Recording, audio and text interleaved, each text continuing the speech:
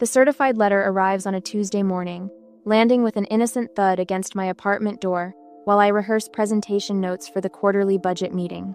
I almost ignore it, focused on memorizing growth projections that could finally earn me that promotion. Almost. My name stares back at me through the clear plastic window, Thalia Morgan, printed in severe black letters that feel like a warning. No return address except a law firm logo in the corner. I tear open the envelope, coffee mug balanced precariously in my other hand, and unfold the crisp paper inside. The first paragraph stops my breath mid-inhale. This letter serves as formal notice that Richard and Eleanor Morgan are seeking restitution in the amount of 40% of all income earned by Thalia Morgan from the date of this letter forward, as repayment for financial investment provided on May 15, 2016. My coffee mug slips through suddenly numb fingers, shattering against the kitchen tile of my Seattle apartment. Hot liquid splashes across my bare feet, but I barely register the burn. What the hell? I whisper to my empty kitchen. I scan the rest of the letter, my heartbeat thundering in my ears. Financial investment, verbal contract, legally binding agreement, family obligation. Each phrase hits like a physical blow. The $20,000 check my parents gave me for college, the one presented as a gift. The one I'd thanked them for repeatedly despite working multiple jobs to cover the remaining expenses, was apparently a contract. A contract I never signed. A contract now demanding nearly half my income for the rest of my working life.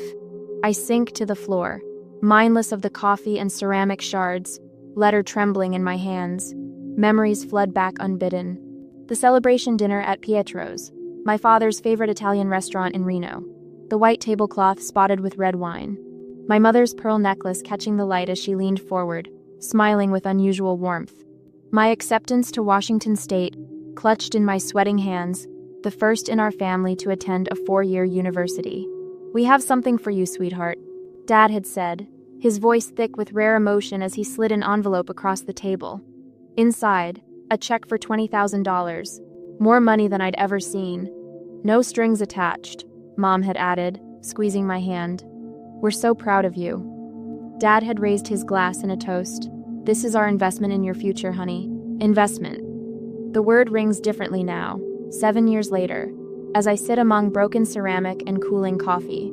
My hands stop shaking as sudden clarity washes over me. I reach for my phone and dial their number, surprising myself with how steady my voice sounds when my mother answers. "I just received a letter from your lawyer," I say without preamble, "about the money for college." A pause then. "We've been patient, Thalia. You've been making good money for years now." "It was a gift," I say, my knuckles white around the phone. "You specifically said no strings attached.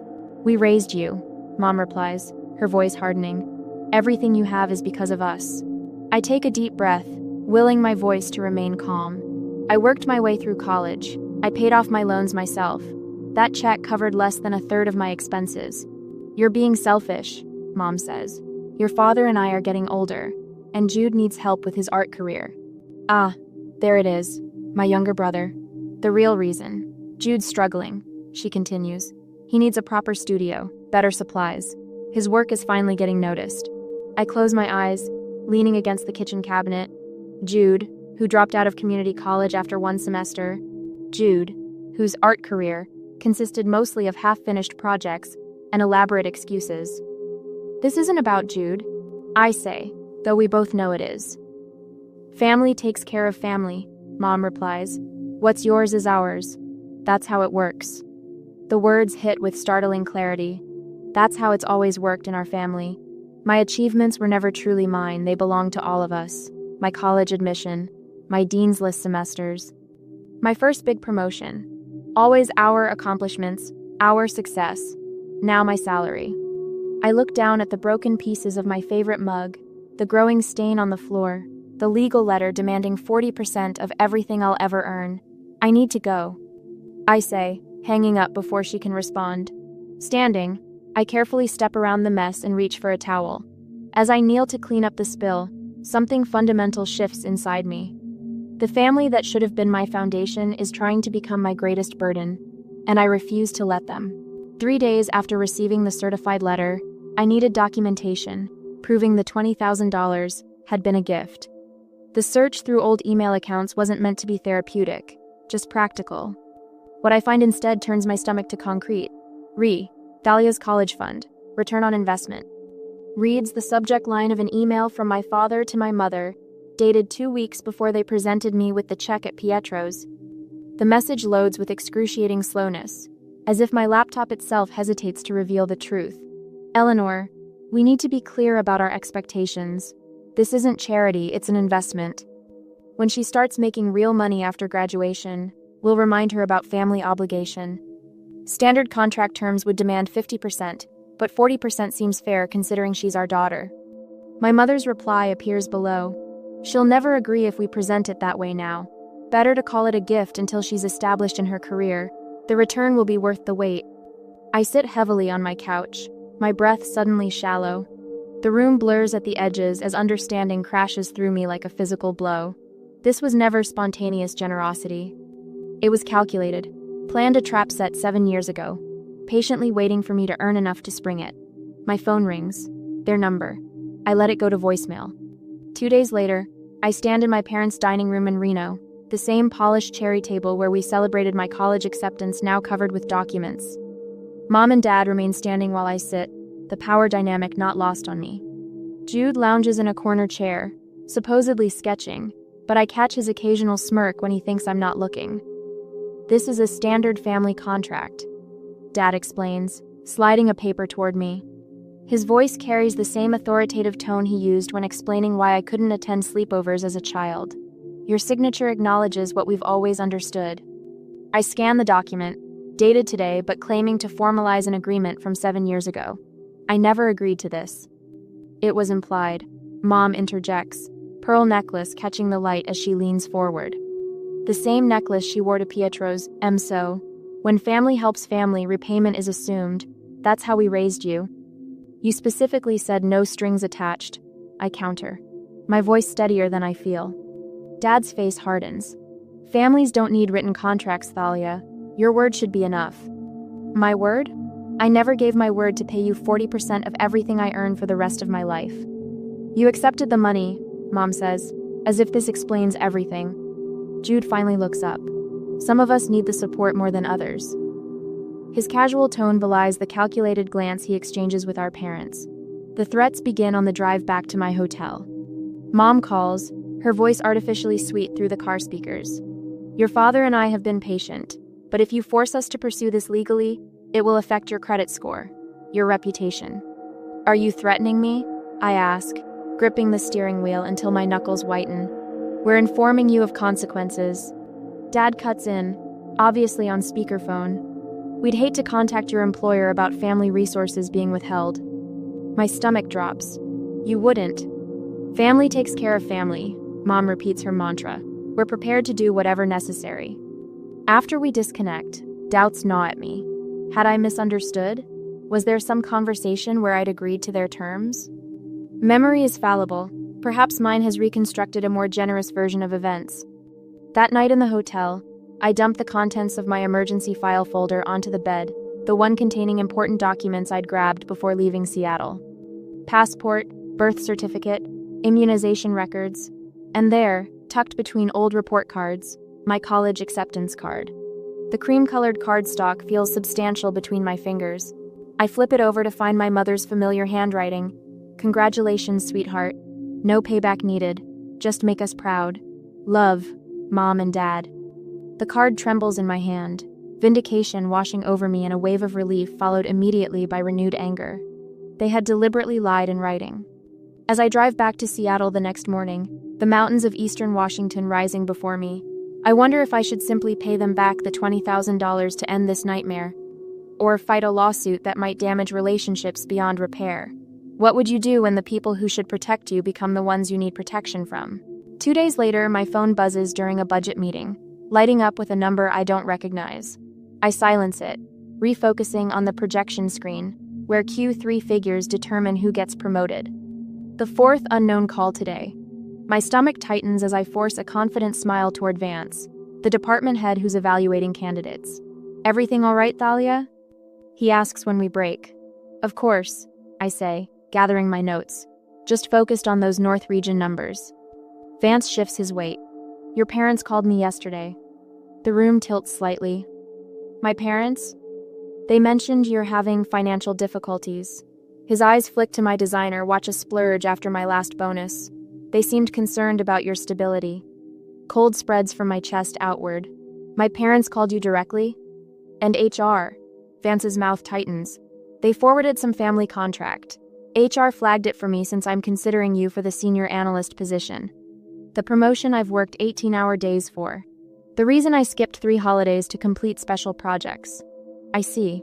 My voice sounds distant, professional, while inside, something shatters. Back at my desk, Rachel from accounting leans over the partition. Some guy named Jude called for you twice. Said it was about a family emergency? My brother, suddenly concerned about family. Perfect. If he calls again, please take a message. I check my email, 17 new messages since the meeting. The first, from HR, includes an attachment labeled Morgan Family Financial Agreement with a note requesting clarification. That night, my apartment feels less like sanctuary and more like a foxhole.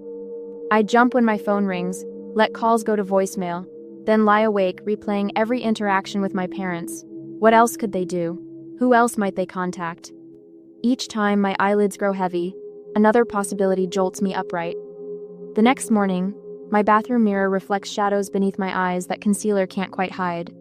I stare at my reflection, watching my hands tremble as I apply mascara. The woman looking back seems familiar but diminished somehow. On my lunch break, I buy a leather-bound notebook and create labeled sections: phone calls, emails, witness statements. Under phone calls, I record Vance's conversation verbatim, writing until my hand cramps. I forward every email from my parents to a special folder, screenshot text messages, save voicemails. Evidence grows page by page of a systematic attempt to destabilize my life. That Friday, 3 weeks after the letter arrived, I missed the promotion announcement. Instead, I sit in an urgent meeting with HR, explaining that no, I never signed any financial agreement with my family, and yes, I can provide documentation that the college money was presented as a gift. Your financial situation affects company confidence, the HR representative explains, not unkindly. The senior analyst position requires someone without complications. I nod. Professional smile fixed in place while something vital caves inward. Walking home that evening, rain soaks through my thin jacket. I don't bother hurrying. The dampness matches something inside me, a creeping chill that settled in my bones since the letter arrived. I've stopped answering unknown numbers. My personal email remains unchecked for days. The space between my shoulder blades perpetually tenses, waiting for the next blow. At my apartment door, a wicker basket waits. Inside, still warm sourdough and homemade strawberry jam nestle beside a handwritten note. Some families are born, others are chosen. You're welcome at my table anytime. Margaret. My elderly neighbor from 4B. The woman who waters my plants when I travel. Who remembers my birthday with butter cookies. Who never asks for anything. For the first time in weeks, my lips curve upward. I clutch the basket all the way inside. The simple kindness almost unbearable against recent cruelty. That evening, I set up my laptop for the dreaded weekly video call with my parents. They appear on screen looking immaculate: Dad's pressed shirt, Mom's perfect makeup. The familiar living room backdrop suggests nothing has changed, though everything has. HR called us back. Dad begins without greeting. They're taking this seriously. They should, I reply, surprising myself with my steady voice. You're interfering with my employment. Mom's eyes narrow. We wouldn't need to if you'd simply fulfill your obligations. What obligations? A gift you've retroactively decided was a loan with impossible terms? You've always been selfish, Dad says, leaning toward the camera. Your brother needs that money more than you do. The familiar accusation, selfish, lands differently now. I've heard it whenever I prioritized my needs, choosing college across the country, declining holiday visits to focus on career advancement, refusing to fund Jude's 5th attempt at entrepreneurship. This isn't about Jude, I say, watching their expressions sharpen. This is about control. The silence stretches, confirmation humming beneath it. We've supported you your entire life, Mom finally says, voice brittle. Something clicks into place, a realization both devastating and liberating. Their support was never unconditional. It was currency, carefully tracked for future collection. I need to go, I say, ending the call before they respond. The next morning, Margaret knocks at my door. My grandson Robert is visiting this weekend. He's a consumer protection attorney. Thought you might like to join us for Sunday dinner. 2 days later, on Monday, Rachel stops by my desk. That Jude guy called again, saying you're having a breakdown and the company should consider your position. I told him you're the most stable person in the department and hung up. She shrugs. Family can be the worst sometimes. With each small kindness, my spine straightens. I add Margaret's note and Rachel's account to my documentation notebook. That evening, I dig through storage boxes until I find the graduation card, where Mom wrote, "No payback needed, just make us proud," alongside gift receipts and birthday cards referencing our gift to you when mentioning the college money. In my desk drawer, I discover something else: copies of checks I sent my parents after graduation. To help with the mortgage, I'd written on 3 of them. For Dad's medical bills on 2 others. Thousands given freely, with no expectation of return. I arrange everything chronologically in a folder labeled Evidence and fall into the first peaceful sleep I've had in weeks, until my doorbell rings at 7 a.m. Another certified letter, this one a summons to small claims court. I hold the paper in steady hands, something resolute settling into place. Some battles find you, whether you're looking for a fight or not, and some families should come with warning labels. On Thursday afternoon, the conference room at Robert's law office smells of coffee and determination. Papers spread across the polished oak table like battle plans, each document a piece of armor in my growing defense. We've been at this for hours, my neck stiff from bending over receipts and emails that span 7 years. Let's arrange everything chronologically, Robert says, pushing his wire-rimmed glasses up his nose. Start with the original gift card where your mother wrote, "No payback needed." I slide the faded congratulations card across the table. The looping handwriting stares back at me, Mom's perfect penmanship expressing a sentiment she now denies ever feeling. Robert places it at the beginning of our timeline, securing it with a paperclip. And here are the graduation texts, I say, handing him printed screenshots. Notice how they reference your achievement, and so proud of what you've accomplished. Not a single mention of debt or repayment expectations. Robert nods, his shoulders relaxing slightly as he adds them to our growing arsenal.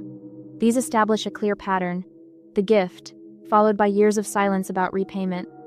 No reasonable person would suddenly expect 40% of your lifetime earnings for a $20,000 check. My phone buzzes against the table. I glance down, stomach tightening when I see Jude's name in my notifications. Against my better judgment, I tap the screen. You might want to see this, I say, sliding my phone toward Robert.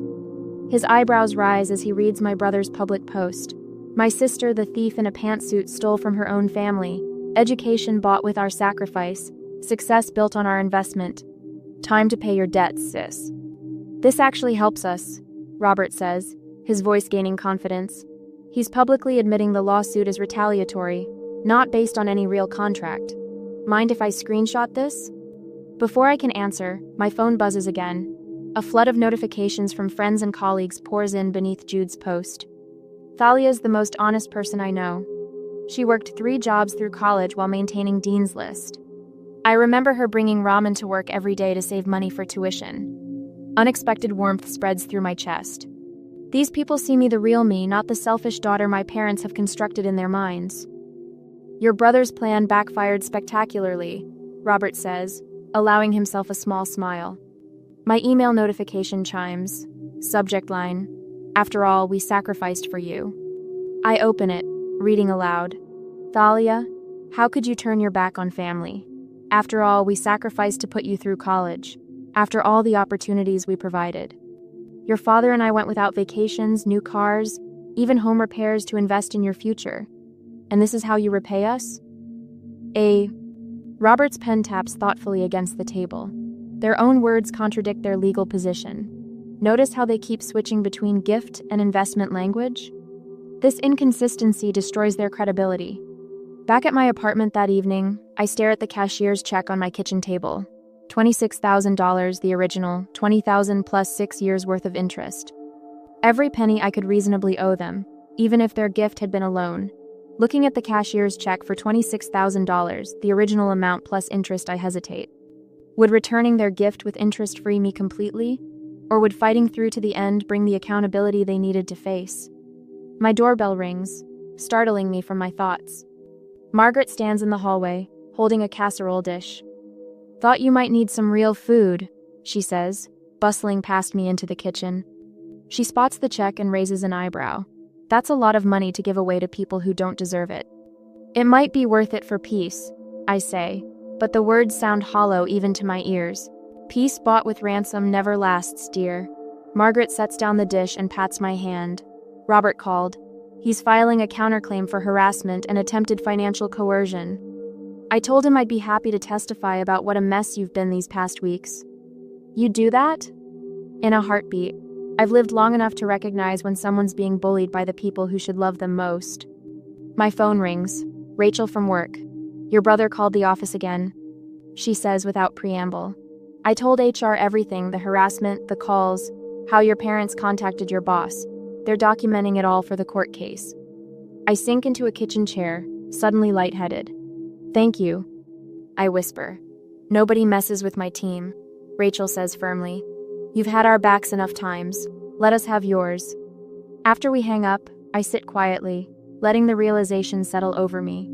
For perhaps the first time in my life, I feel truly validated. Not for what I can provide, not for how I reflect on someone else, but for who I am. My phone rings again. My father's name appears on the screen, calling alone unusual for him. "Thalia," he says when I answer, his voice lacking its usual certainty. "Perhaps we should discuss this situation without the lawyers." "I've tried that," I say evenly. "You made your position clear." A pause. "Your mother is very upset."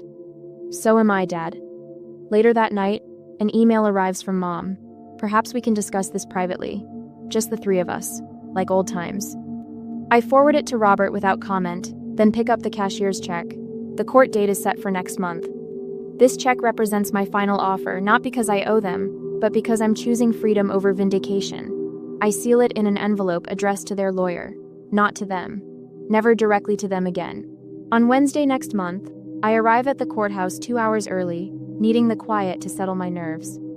The polished marble floors reflect morning light as I rehearse responses with Robert, who keeps reminding me to breathe.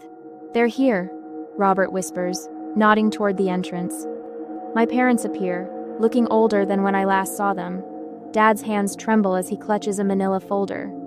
Mom's face is puffy, her pearl necklace, the same one from that college dinner, catching the light. They spot me and change course, heading straight for our bench. "Thalia, honey," Mom begins, her voice soft and practiced. "We need to talk before this goes any further." And I stand, gripping my leather portfolio. "I think we've talked enough." "We have a compromise," Dad says, his voice unsteady. His fingers shake as he withdraws papers from his folder. 20% instead of 40. It's more than fair. "Richard worked all night on these numbers," Mom adds, touching my arm. I step back. Her eyes narrow briefly before filling with tears. "We're your parents. This shouldn't be happening." Dad leans closer. "If you proceed with this, you'll never be welcome in our home again. Is that what you want? To destroy your family over money?" Robert clears his throat, but I raise my hand slightly. "This is my battle. I brought something too," I say, opening my portfolio and removing the cashier's check I've carried for weeks. $26,000, the original amount plus interest. I hold it out between us. "This closes our financial relationship, permanently." Mom's eyes widen. "This isn't about money. It's about family obligation." "I've created a timeline," I continue, my voice steadier than I feel. "Every card, email, and text where you called that check a gift. Every conversation where repayment was never mentioned. 7 years of silence until suddenly you demanded 40% of my income for life." Dad reaches for the cashier's check, but I pull it back. "I've already given you more than you gave me. After graduation, I sent money for your anniversary trip to Yellowstone. For the new water heater last winter. For Jude's art supplies." Each example lands like a quiet blow. I helped without being asked because that's what family does. Not this. They exchange glances, a silent calculation passing between them. "The judge will see things differently," Dad mutters. 30 minutes later, we sit in the wood-paneled courtroom. Judge Harriman, A woman in her 60s with silver-framed glasses reviews our documents with methodical attention. The room smells of furniture polish and anxiety. "Let me understand," she says, looking up. "You provided funds for your daughter's education, which you characterized at the time as a gift, correct?" My mother straightens. "We called it an investment in her future." "I have the card here," I interject, sliding it forward. "Congratulations. No payback needed. Just make us proud." The judge examines it, then looks at my parents. "And 7 years later, you're claiming this constituted a verbal contract for ongoing payments?" "She understood our expectations," Dad insists. Judge Harriman removes her glasses. "Do you know what gift means legally, Mrs. Morgan?" Mom blinks rapidly. "It was symbolic. We didn't mean an actual gift." The judge raises her eyebrows. "Symbolic gifts don't generally come with retroactive payment plans." She reviews my timeline, pausing at certain points to ask clarifying questions. When she reaches the section documenting their calls to my workplace, her expression hardens. "I'm dismissing this case," she announces finally.